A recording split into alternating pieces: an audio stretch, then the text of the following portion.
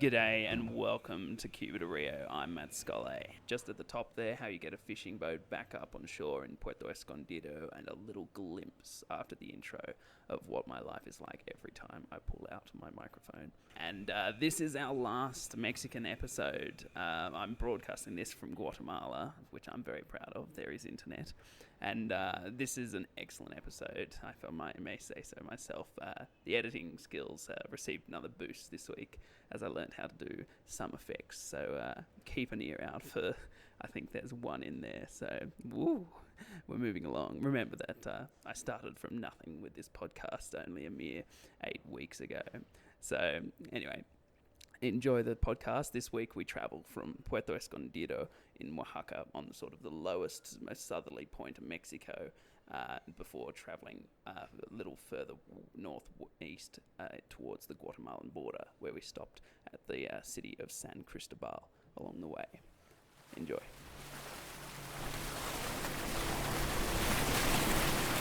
So we're on a dawn fishing tour, and we've come out on a boat from Puerto Escondido, and it's been an amazing morning so far. We've seen an enormous pod of spinner dolphins. That was about 60, 50 individuals. We got to jump in the water and they all swam around us, and you could hear the ocean was alive with their clicks and their whistles. It was just so much fun. And then we've seen 2 turtles as well, in addition to a humpback whale, despite it not being season. So we're now in the midst of a whale hunt. So we'll see how it goes, because I'd love to swim with one of those too. But we don't want to count your chickens before they hatch.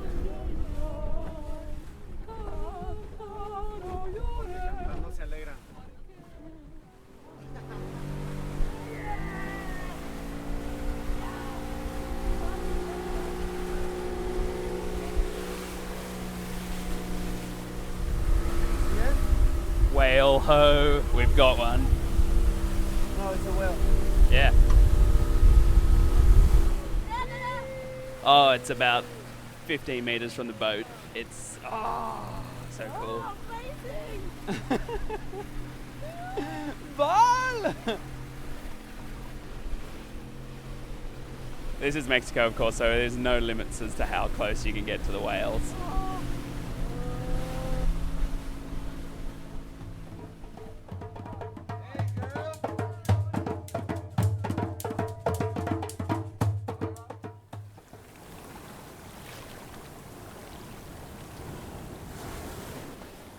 I genuinely hope you can hear that. That is the rupture of millions of tiny bubbles in a natural jacuzzi here in Mazunte, about an hour and a half south of Puerto Escondido. And it's creating sort of like a latte-like foam over the whole pool. And these massive waves are pounding into this small circular pool about 15 meters across through a tiny opening. And it's just, it's creating this tiny little heaven that we can swim in, and it's just so much fun. Mazunte is like Puerto Escondido would have been 30 years ago. It's got this crazy hippie vibe, and it's tangible, but you can feel it's definitely going to change, because holy shit, there's a big wave coming. Get the mic out of the way.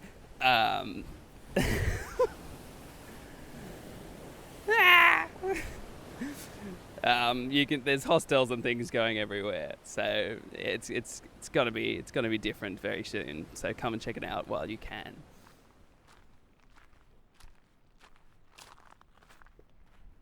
The weird thing about Mazunte and Puerto Escondido is that they are tropical paradises are made in deserts, and so we're walking back from Punta Cometa, which is where the jacuzzi was on. And you can see Mazunte just down to my left there, and it's just a strip of green against the beach, and then a grey mountainside behind it, and the air is visibly shimmering in front of me, like at 15 meters. But I guess that explains why there's cactus everywhere, and why I've made my towel into a sort of turban to protect myself from the sun. It's so hot, and it's winter.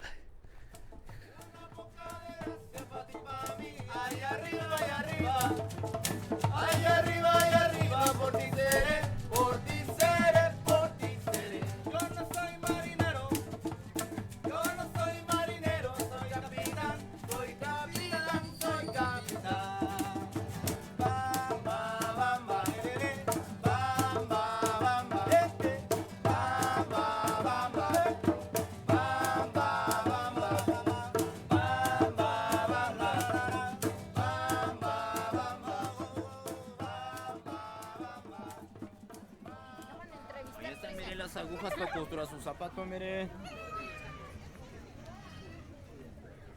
We're in San Cristobal. This is my last stop in Mexico before I launch into Guatemala.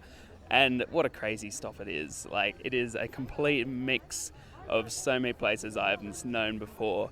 So the architecture of this old town is so reminiscent of Trinidad in Cuba. It's just ridiculous. The cobblestone streets, the terracotta roofs.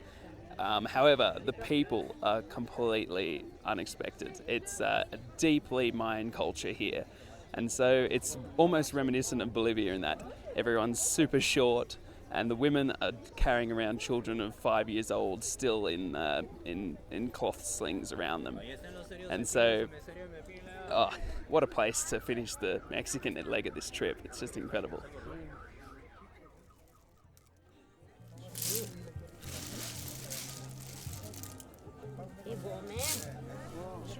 This is just the most amazing little market as well. There is absolutely every kind of food you could imagine, and they're all in these delightful little pyramids that the people of each stall make.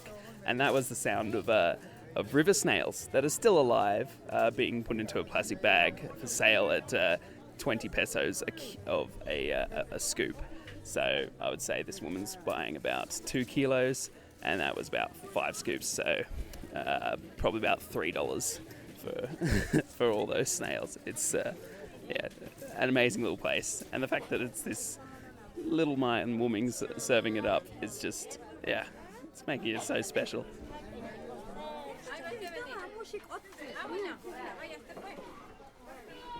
And I've managed to wander into the live produce section of the market, which is wildly sad. All the birds here have their feet tied together with plastic bags. So it's another reminder of how far Mexico has to go in parts with regards to animal rights and the like. But still, this is how these people live. But just over the other side of the live animals is a ironing shop and a hairdresser's. So this market has a little bit of everything.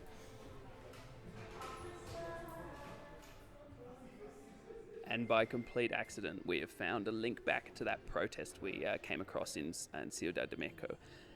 Behind me is that miserable sound of a state-supported supermarket. So everything is in bulk here, and we came in here looking for some sunscreen. But I was talking to the woman at the desk, and there used to be 350 of these kinds of supermarkets that are aimed at helping those that need social security payments. So if they got their social security card, they get a giant discount on whatever is available in this store, which isn't much. The store is 75% full, and there's 25% of which are just empty shelves. But the number of these stores just in Chiapas alone has been cut from 350 to just over 100 stores in the last couple of years. So it links back to those social security workers, as this falls under the Department of Social Security, that were protesting for their redundancy payment back in Mexico City. I love all these little links that we find along the way. It's just got to keep your eyes and ears open.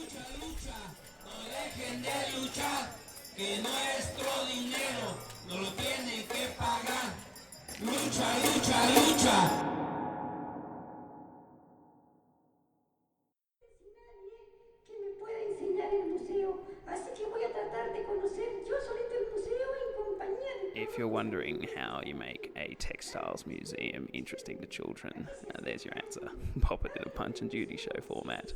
But this museum's got an entirely different section about the evangelization of this part of Central America. And it's finally explained to me why the countries and the states of Mexico share the borders that they were, in that they are all old borders of the archdiocese and the like. And so this province of Chiapas once was the Archdiocese of Chiapas and Guatemala, but then as the indigenous populations grew, they split, and so Guatemala became its own archdiocese, and then later became its own nation.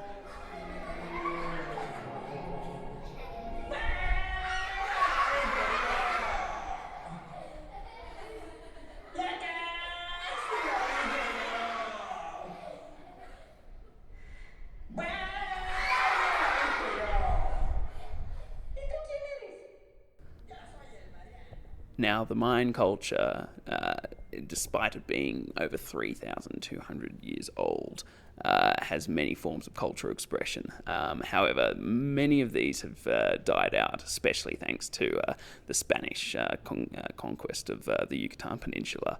And so the headdresses and the temple building and those those forms of cultural expression have all sort of died out. But it is thanks to the women of this ancient culture that we have a near continuous record of the development of Mayan gods and the development of the different textiles. For example, the evolution from using grasses and agave plants through to cotton and wool in the higher, more colder areas, and then we see the vast impact of European cultures after the conquest of Spanish on this area. So while these other forms of cultural expression were lost to time, it's thanks to our need to wear clothes and to women that we have this continuous record and can see the evolution of Maya culture through to the present day.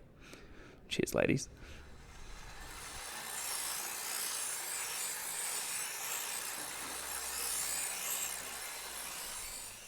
That's a cycle-powered knife sharpener. So he's got a single pedal, a giant bike wheel working as a fly, and a grindstone run by the cycle wheel. And he's stalking up and down this front of this small food sale area, sharpening all their giant knives for him. It's genius in action.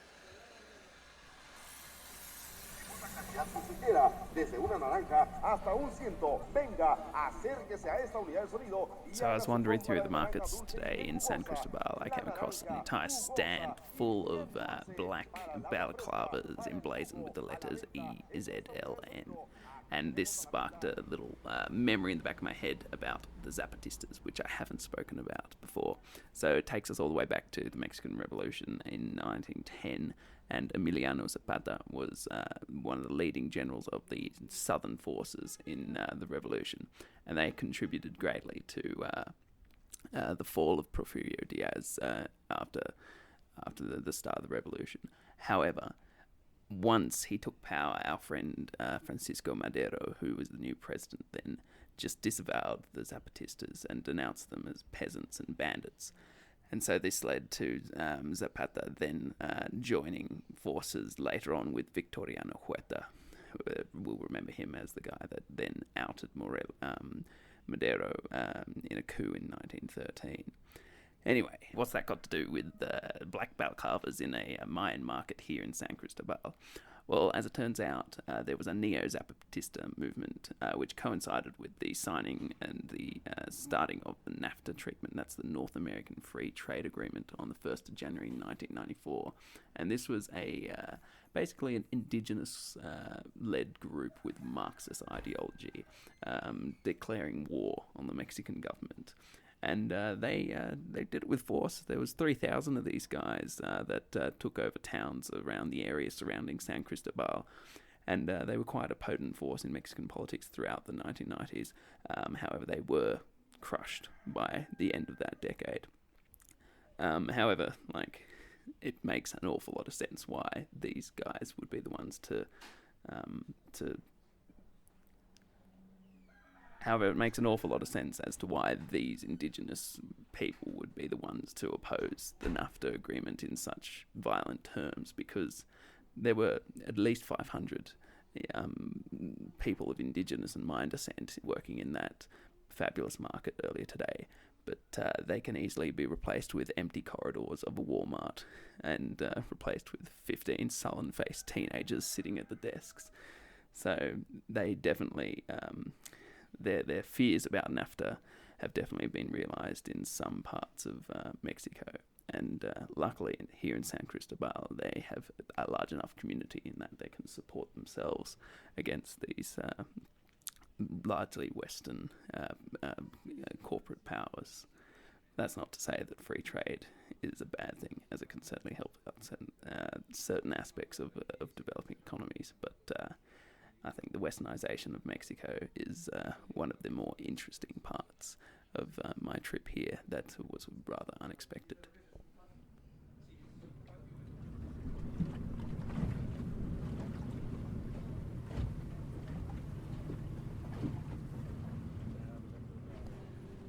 wind is the enemy of the podcast, but we've in the Cañón del Sumidero, which is a limestone canyon with magnificent 1,000-meter high walls on either side of us. And it's got plenty to see. There's some crocodiles and the like, and we went all the way to the end of the run where there's a hydroelectric plant that supplies 23% of the baseload power to the state of Chiapas. But I must say, the tone of the tour was set by our first point of interest being, ladies and gentlemen, please look to your left. These are another tour company that does the same run as us. So, yeah, it was fairly average at times. And now we get to the interview part, and I was very privileged to have met two Swedes this week, and I never thought the gender imbalance in this podcast would swing so hard the other way, but I'm glad for it. But I am missing talking shit with some lads, so if there's any of you out there listening, I'm in Guatemala. Come join me, please.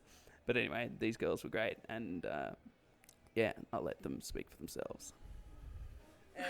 So I'm Avin Jalil from Sweden, Gothenburg, and this is my first guesting in the podcast. That's the case for most people. However, we've also got our recurring guest. She came back. Remind them who that you are. I'm Isa. I'm also from Sweden. So you've been traveling through Cuba. Did you learn to dance while you're in Havana? Because I didn't get around to it. I actually took one bachata class. I don't know if I can say that I learned, but I would love to take some more. I love bachata. I love Romeo Santos. And people were like laughing at me and say, wait, you came to the wrong country for bachata. You have to learn salsa. And yeah, but one class. So, yeah. Woo! And we somehow missed each other. We were like following each other around Cuba at the same time. Yeah. But how did you feel about Cuba as a whole? I have a love-hate for Cuba. Yeah. Like one minute you can just like it amaze you, and the next it frustrates you. Like you can just go to the store and they don't have water, but they have loads of ron. Like what the hell? Okay, we got it, you country of ron. But anyways, it was beautiful in so many ways. Like, and it's also like you're traveling back in time. Yeah. With all these old American cars. Oh, they were gorgeous. The pollution. I don't know about the pollution. The pollution? What do you mean? Oh, like coming out the end of the tailpipes. It's like yeah. Black smoke all over Havana mostly, and Santiago de Cuba.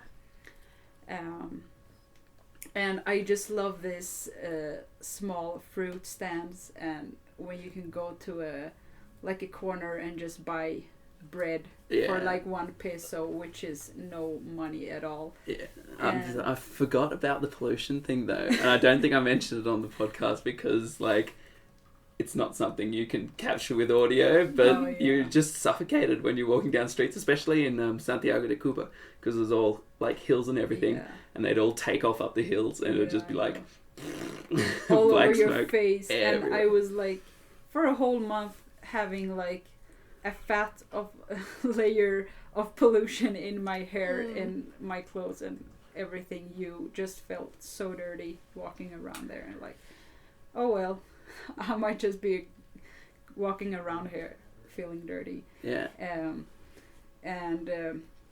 Yeah, that bothers me a lot. How's Mexico in comparison? Like clean. Yeah. Very clean. And people were telling me like, oh, when you go to Mexico City, it's gonna be the same pollution, blah, blah. It's all so dirty, and it's nothing. You cannot compare it at all. It's a different kind of pollution. Like Mexico City had that residual smog around the edges, except Cuba's pollution was more immediate and just sort of shot out the end of a car and into your lungs. Yeah, in your face. Boom. Yeah. How do you, I don't know, you can just both jump in on this, like Mexican people versus Cuban people, how do you feel they compare? In what sense do you mean? Like their openness, like were they like interested in where you came from? I feel Mexican people, it's been more of a transactional relationship you've had with Mexicans. They're either trying to sell you something or not, but sometimes with Cubans you felt like they were just there for the chat and to learn about this strange person that's for some reason wandered into their country. Yeah, that's actually pretty interesting because the Cubans were like, they were interested where I was from, and they never like questionized where I was actually from. Yeah, no, we got onto that question of identity. We got like, they were like, sometimes I said Sweden, sometimes I said Iraq. Like it was just what I was feeling about. But you're a Swede with Iraqi descent, that's all. Yeah, that's all. But some people told me like, yeah, when you're in the markets and stuff and you want a good price, you should just say Iraq because they will give you a better price, because if you're from Sweden they're gonna raise the prices. And so I did that. Sometimes it worked and sometimes it didn't. But I think in general the Cubans are just interested in your money as a tourist. Like they are hustlers. They are jineteros. Like I come across a few and I was like, okay, they're hustling me right now, but I'm gonna hustle them back by asking them questions about Cuba and practicing my Spanish. And it was like a win-win for me. And it was also like, it was pesos, the Cuban pesos, and it's no money at all for me. So it's like, so between the two of you, how do you think your level of Spanish compares? Because I haven't heard you speak much Spanish. How do you? As I told you in the last episode, I think it's like when I'm forced to speak, I can do it. But when I hang out with people who can speak better, I just get lazy, I guess. I totally agree with that. And also here in Mexico, most people understand English, and true, but a lot of people understand English, and like I just go with the English first, and if they don't understand, I just turn over to my bad Spanish and try to make it work. But since I have people with me speaking Spanish, I just like back off. But it's not a good thing either, because I need to practice my Spanish a lot. Yeah. And when I was in Cuba, no one spoke English, so I practiced my Spanish pretty good there, and I developed a lot. But here in Mexico, not so much, unfortunately. Yeah. Now, like, I don't know, we've just had an extra week in Mexico. Like, how's it sitting? How's backpacking going? I think it's going well. Not counting on my bikini, which I forgot in the hostel. You have to call them and tell them to send it to you. Yeah, I'm planning on going back there. I think they'll keep it for me. We're in San Cristobal right now. It's De colder. las Casas. De las Casas, sorry. It's colder, but it's good so far. Yeah, no, like the best thing about San Cristobal is that like everything's sort of finishing up Mexico style. Like it's so easily compared to Trinidad in Cuba, and it's just like, it honestly feels like I could end my trip now and feel like I've had a full experience of Mexico and Cuba. But we got Guatemala next. So where are you guys headed next? And Palenque. Yeah. We're going tomorrow night. Yeah, I'm gonna stay for a night in the jungle, which is gonna be so awesome. I'm looking forward to that. Forward to. Yeah. And after that, I'm heading to Merida. And you're doing all the stuff that we've already done. Yeah, because I'm coming from the other way, I guess. Other way. Yeah. And how much longer do you have? What are you going back to once you've finished your trip? To Sweden, you mean? Yeah. I don't want to say that on the pod because I Yeah. don't want my friends to find out when I'm going back. But sometime in the future, in the near future, I'm You going just want to back. surprise them. Yeah. Hey guys! I'm home, or maybe not coming home at all. No, I just love Mexico, and San Cristobal is like, as you said, it's like Trinidad in Cuba. And yesterday when we were walking around here on our first day, it was like, where the hell am I? Is this Cuba or is this Mexico? Because it's such so many similarities Yeah. between those two cities, which is so nice. But as I said, I have a big love-hate for Cuba, and I don't know if I can like express the feeling. I think you just have to be there and experience it by yourself. But I have a Yeah, she's our first. She's a my- great guest because she's the first to have brought material to the podcast. Usually we I just have ad-lib a- these I these love crazy quotes. interviews. I'm a sucker for quotes, and here it goes. The fact that Cuba can frustrate you 1 minute and unexpectedly inspire you the next. That's how complex Cuba is. And I think that pretty much sums up my trip for Cuba. Yeah. The details I have to spare them for my friends when we have the... When we get back together. Yeah, exactly. Speaking of quotes, though, I found an excellent quote in The White Tiger that you were reading, and it was, what was it? The It one was, I underlined? Yeah, it was. I'm not a great thinker, I'm a great listener. Was it like quite. I'm not an original thinker. Original, I'm an yeah. original listener, and Nice. yeah, I think that applies to me a lot of the time. I listen to all sorts of stuff, and then I'll think about it later on. Just, Okay, so Matt, what did you think about Cuba? Can you like agree upon what I explained? definitely. No, I've confused some people that I've spoken to because I raved about Cuba in so many ways, and then like on reflection, whenever I speak to people about Cuba, I always warn them about how hard it is to get around without internet, without Spanish, really hard to get around Cuba. And so I have been confusing a few people with my mixed messaging, but I don't know. Overall, like Cuba was just an amazing place to be, and so For has sure. been Mexico. Yeah. But It's so like people has asked me like, is how can you compare them to, like, how is Mexico? Which one did you like the best? But you cannot compare them. It's so different for me. Like Cuba is just a whole another world. Like as I said, time traveling back. So yeah. like you can see these people wearing Nikes and Adidas and like driving this old cars, and it's so different. Everything is like, you take a person from the 2016 and put him back in the 40s or 60s. It's so strange. And also time passed by so slowly in Cuba. I don't know if you noticed. Now that you mention it, like, no, the days just seem so long. Yeah. Like, That's what I mean. Like, you can just watch the watch, and then 5 minutes later it's. I reckon I can put my finger on it, because I think it's because you had to be engaged the whole day in what you were doing. Otherwise, you could slip up and end up doing nothing.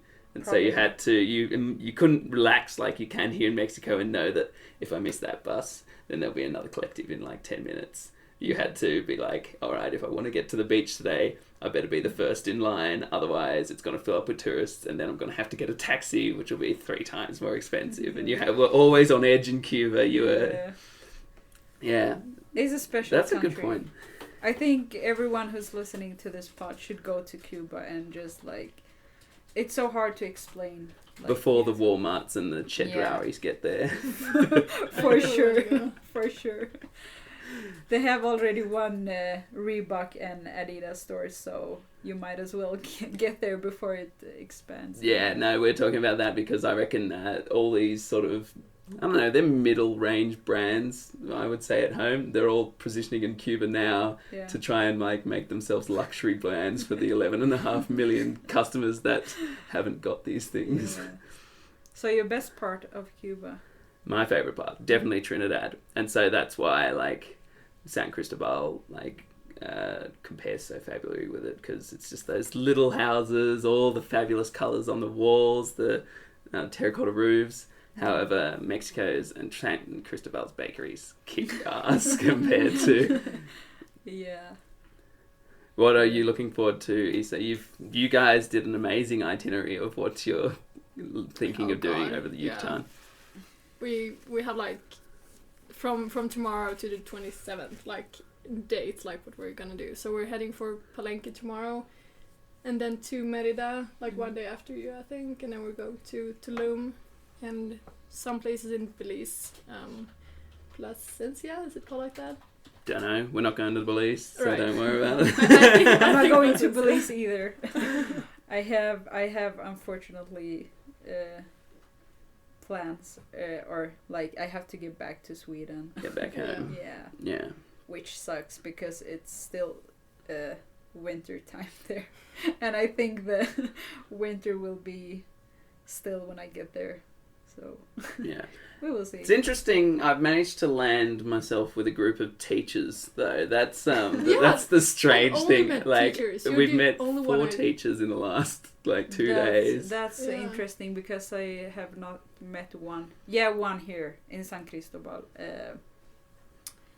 But that's it.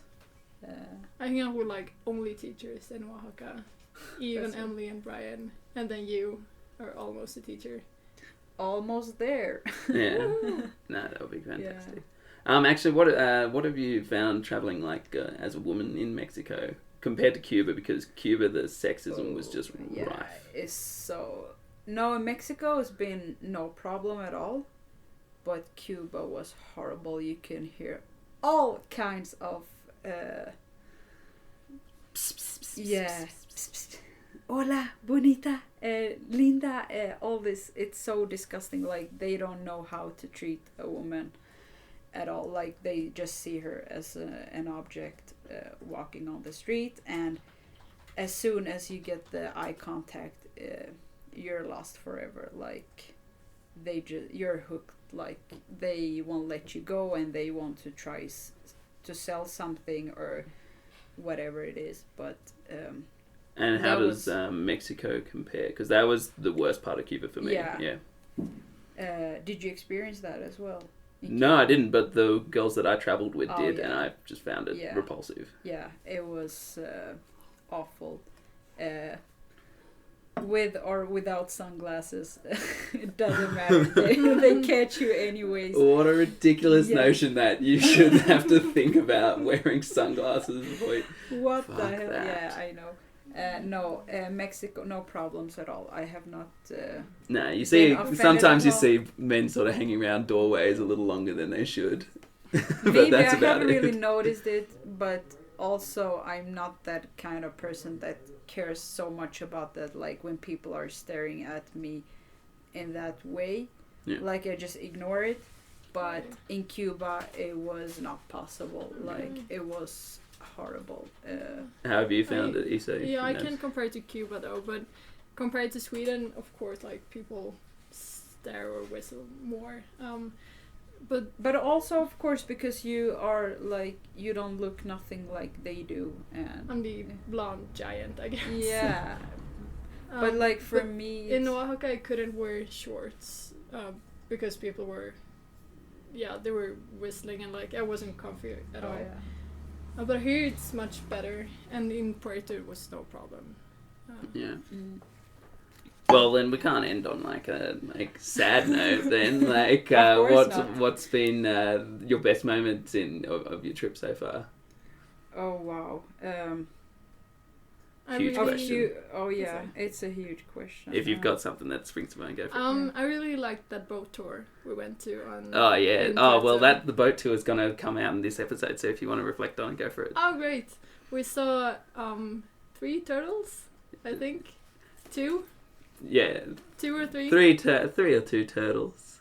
and like 60 dolphins and a whale. And I've never seen any of these animals before, like in the wild. So that was amazing. Did you manage to get in the water with them as well? Yeah, I did. And you could hear them underneath the water. That was great. It was insane. It was so cool. I just got one picture on my phone though, and the jumping dolphin looks like dirt on the lens. I hope someone can send other pictures to me. That sucks. Yeah, what I did in, I think it was my last night in Puerto Escondido, was that we went out real late on a boat with a group from the hostel to see these planktons. I don't know if you heard about the them. phosphorescence. Yeah, I wanted to and go. they were lighting in the water when you were like making moves, and it was so incredible. Like, Was that in the ocean or in the lagoon? in the lagoon. It Alright. was so wow, and the water was so warm. Like, nature keeps on surprising me. Like, wow.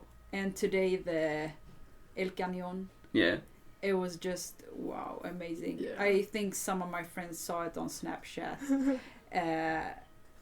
It just keeps on amazing me. The nature, I love nature. and- Giant, Yeah, me too. 1,000-meter Yeah. high cliffs. Yeah. I saw crocodiles. Yeah. My parents, I sent them a Yeah. picture and they told Me me too. it's too dangerous, come Yeah. home. It was like Don't swim with crocodiles.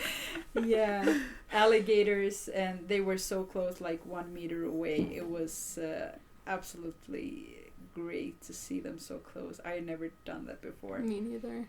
And the planktons, yeah, it was so cool. What was it like with the boat? Did the boats like propeller pick them up and you just had like a trail of green behind you? Or were you in a rowboat? What sort of boat No, was it was a motorboat, and we saw them on the sides when the motor was going on, but then the boat stopped, and we just jumped into the water. And when you were making moves in the water, it was just it? What colour lighting were the up. phosphorescent? It was white. White? Yeah. I've swum was- in blue and green. I know. phosphorescence I in actually, Thailand I and know. I Australia. actually googled it, and it was all blue on Google, and it was just, I don't know. And we asked the guys, and they were like, "No, it's just Photoshop." You guys got to So- swim in stars. Yeah, but it was so amazing. And then you had the planktons on your body, so when you were like, Came out and you're yeah, just came out, glowing. yeah, it was so Oh. amazing. But it was some kind of slimy also. Yeah, no, they're Okay. little Yeah. creatures. Yeah, it was just great. I loved it. If I go back, I will definitely yeah. do that. And I will definitely try to go and see the dolphins and turtles. I hope I will see them along my trip on the other islands in Yeah, I bet Mexico. you could. The other end. I yeah. hope so. Oh, well, thank you Yeah. so much for coming on the podcast, guys. And thanks so much for being a return guest as well. We've had very few of them, so... no, always appreciative. A bit of continuity in the podcast never goes astray.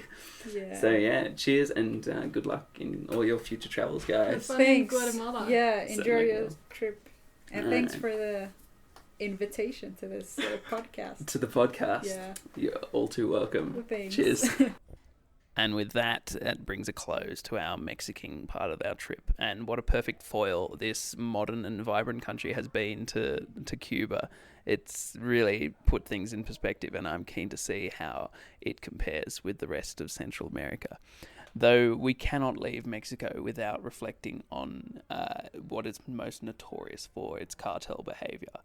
And despite feeling safe the entire time here, I think it's worth reflecting on it nonetheless. And since 2006, there have been over 120,000 people killed in drug-related violence in Mexico since the then President Felipe Calderon sent in the army to take on the gangs. And in addition to that, there's over 27,000 reported people that are missing. And it's really given me pause because I've felt so safe the entire time that I've been here in Mexico, and I'm just, even while I've stuck to the more touristy parts, and I find it so disappointing that while I as a tourist can feel safe because of a police presence, the Mexican government cannot extend that same courtesy to their own people. And while I can wander the streets at night and feel safe, there are people in particularly the northern parts of Mexico that cannot do that in their own villages. And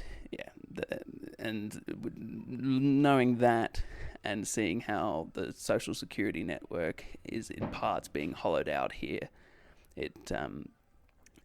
there's a lot of work to be done. But I urge tourists to come here because really it is a safe place and it is a marvellous place. There's so much to see and do, and the people are lovely and supportive of your efforts to do that.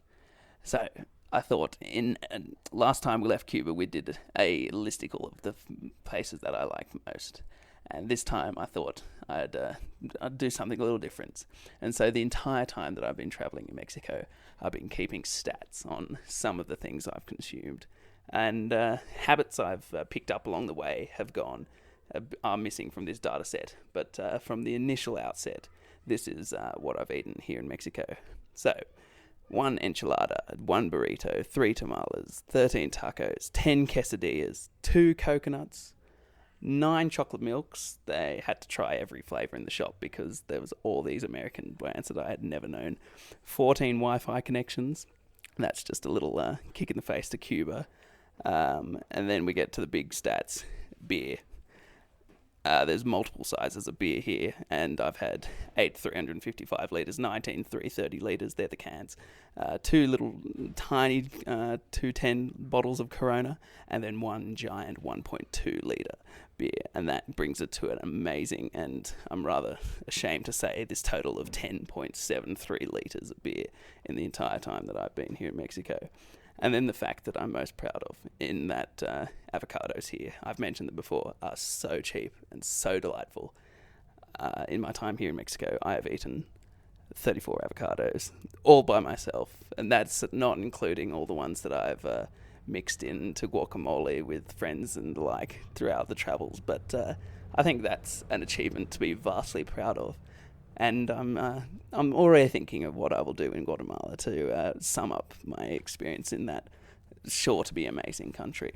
In addition to that, I might give an honourable mention to Bacalar and Puerto Escondido as my favourite places in Mexico. It was a perfect mix of place and people while I was there, but they really stood out from all the amazing things that I've done.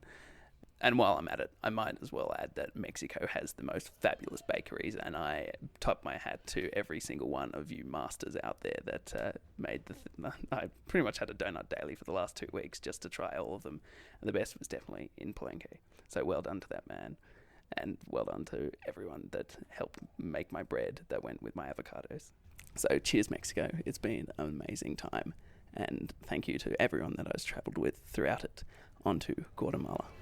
And that's it for another week. If you enjoy the podcast, make sure you like the Facebook page because that's where I'm putting all the photos that accompany these episodes. And there's some great ones this week of the whales and dolphins that I captured along the way. So check those out. And if you enjoy what you're listening to, make sure you leave a review on iTunes as that will really help us out. So yeah, next week, Guatemala. So keep listening and we'll see you then. Bye.